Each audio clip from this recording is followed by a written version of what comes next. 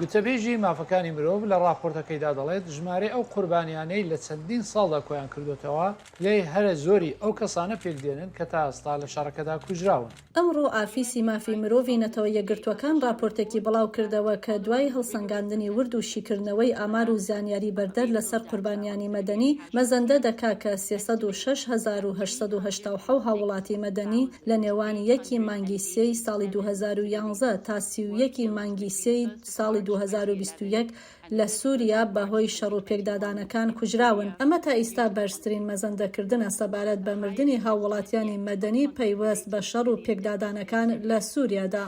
ئەم کاربەدەستە UN ئاماژە دەکات کە شەڕەکە زیانێکی هەمەلایەنەی بۆ سەر کۆمەڵی سووریا بەگشتی هەبووە. The report, mandated by the UN Human Rights Council, ژمارەی قوربانیەکانی پەیوەست بە شەڕەکە لەم راپۆرتەدا تەنیا کۆمەڵێک ژمارەیەکی نادیار نیەن، بەڵکو مرۆڤەکان نیشان دەدا. کاریگەری کوشتنی هەر یەکێک لەم مەدەنیانە کاریگەری قوڵ و بەردەوامانەی لەسەر خێزان و ئەو کۆمەڵگەیە هەبووە. کاری ڕێکخراوەکانی کۆمەڵگەی مەدەنی و نەتەوە یەکگرتوەکان لە چاودێریکردن و بەڵگەنامەکردنی کوژراوەکانی پەیوەست بە شەڕ لایەنێکی سەرەکی بووە بۆ یارمەتیدانی ئەم خێزانانە کە ڕاستیەکان بخەنە ڕوو بۆ لێپرسینەوە و چارەسەری کاریگەر هەڵ بدەن. راپۆرتەکە دەژڵێت ئەو ژمارەی کە لە بەردەستاندایە هەموو ئەو کەسانە ناگرنەوە کە تەنیا بەهۆی شەڕ گیانیان لەدەستدا بێت.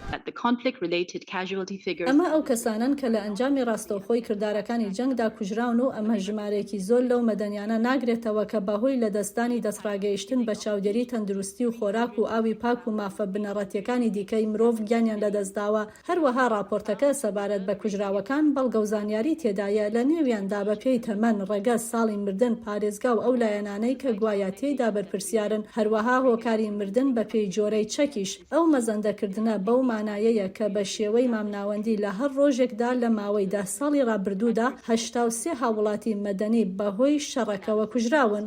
ئەو بەرپرسەی مافەکانی مرۆڤ لۆمە دەخاتە سەر لایەنەکانی شەڕ کە بوونەتە هۆی ئەوەی ژمارەی قوربانیان لە شەڕی سووریادا زۆر بچێتە سەرێ.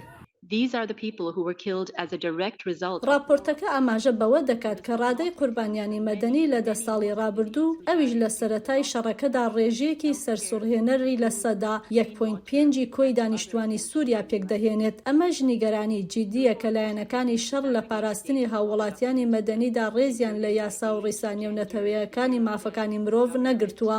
هەروەهاشی دەکاتەوە کە هۆکاری تری زۆربوونی ژمارەی قوربانیان ئەوەیە کە لە مەیدانی جەنگدا چەندین چەکی جۆرا و جۆر بەکار هێنراوە.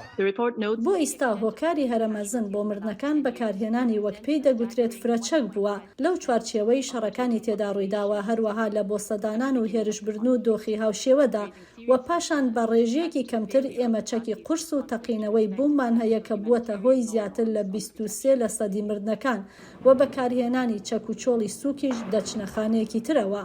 نەتەوەی گرتوەکان دەڵێت لە هەمان کادا کە خەڵکی سووریا لە دەستڕاگەیشتن بە کۆمەجی سەرەتایی بۆ بژیوی ژیان لە تنگانەدان، لە هەمان کاتیشدا میلیۆنها کەس لە نێوخۆی وڵاتدا ئاوارە بوونە.